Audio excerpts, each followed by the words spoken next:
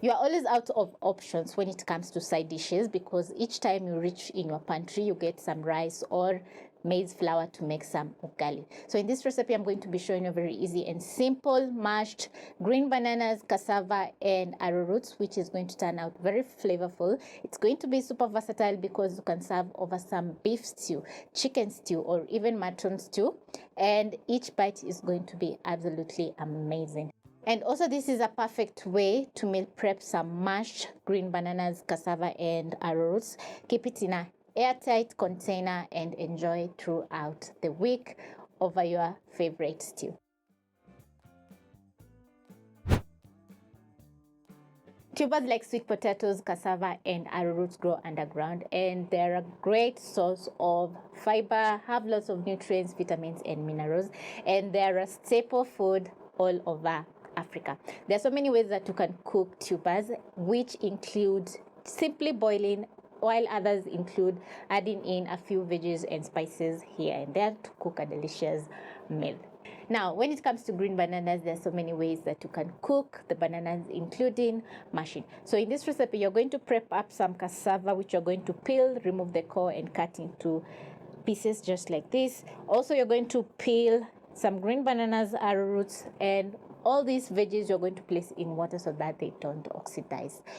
Oxidization is browning, especially when it comes to green bananas. This is what I'm talking about. And to remove that color, you'll just place in water, as I said.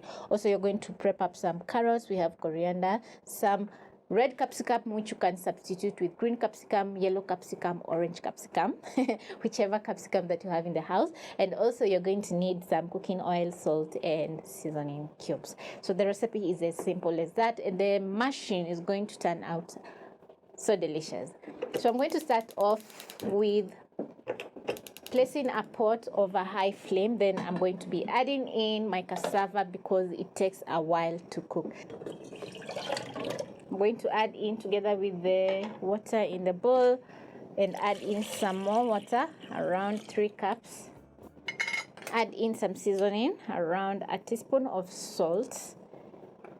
Then I'm going to cover, wait for the water to come to a boil. Then I'm going to be boiling my cassava until halfway cooked so that we can add in the arrowroots and green bananas, which take a shorter time to cook. It's very important for you to place the cassava or to cook the cassava in the first step, then add in the rest so that everything can cook evenly. If you want to shorten up the cooking time, you can chop the veggies into smaller pieces so that cooking can get easier for you. This is how my cassava is looking after 20 minutes. As you can see, the fork can run through, but we still have a little bit of firmness on the inside. So it is at this point that you're going to be adding in your green bananas and arrowroots. Then I'm going to add in some more water, around 2 cups. Bring the flames to high because I was boiling my cassava over medium flame. Wait for everything to come to a boil. Then you're going to boil until the green bananas and arrowroots are tender as well. So just keep watch as everything is cooking. I'm going to move to my burner on the side. Now, we are going to be making some flavorful cooking oil for mashing our tubers. So you're going to add in 2 to 3 tablespoons of cooking oil. Then you're going to be adding in some carrots, red capsicum, 2 seasoning cubes,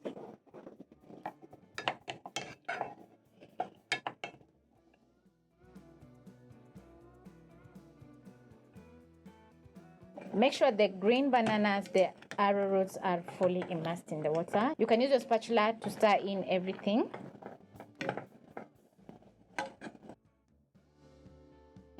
If you don't have the seasoning cubes, you can simply add in some salt, which is going to add in or season the mashed tubers.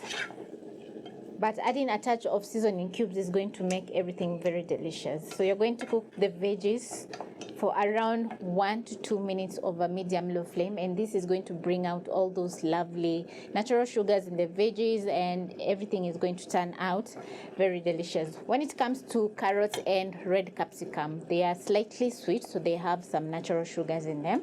So slowly cooking or blanching the veggies is going to release that sweetness into the mashed green bananas. Just keep on stirring.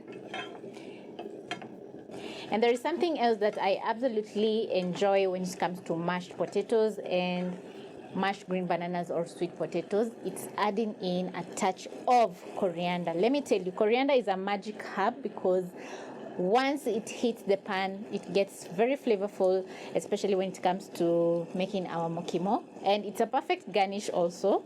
So the leaves and the stems are perfect for whatever you're going to be cooking. Once the veggies are looking just like this, you're going to put out the flames and add in lots of coriander.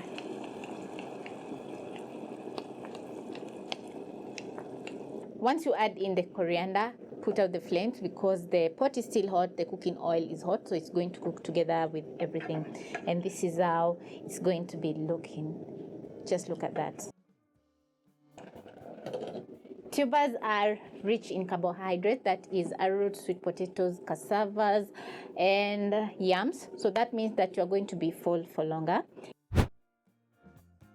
Once you're boiling the cassava, the green bananas, and arrowroots, the water is going to turn out a little bit thick because of the starchiness in the vegetables.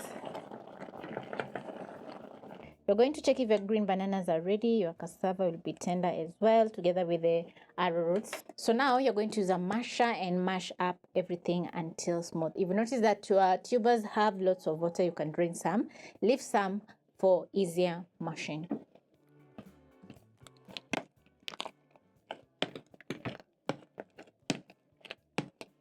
You're going to mash to your own preference. You can drain off all the water and mash everything up so that you can get some firm mashed green bananas, or you can add in a tablespoon of the water that you drained at a time until you get the perfect consistency. I'm going to use a spatula and dig in so that everything can get fully mashed up.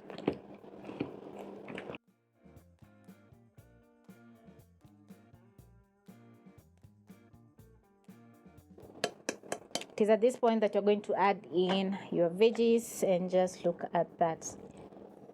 Then you're going to mash until everything is fully combined and everything is smooth.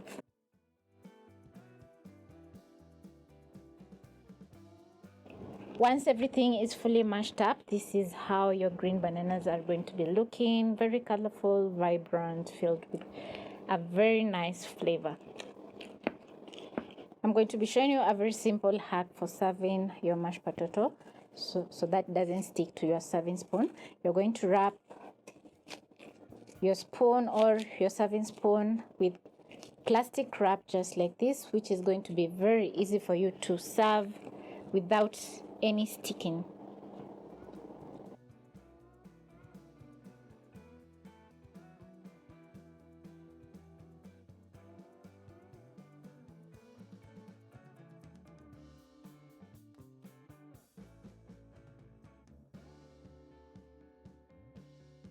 When it comes to presentation, there are different ways that you can serve up your mashed food. For example, by using a simple spoon wrapped in a cling film and serve in a very nice presentable way. Just look at that.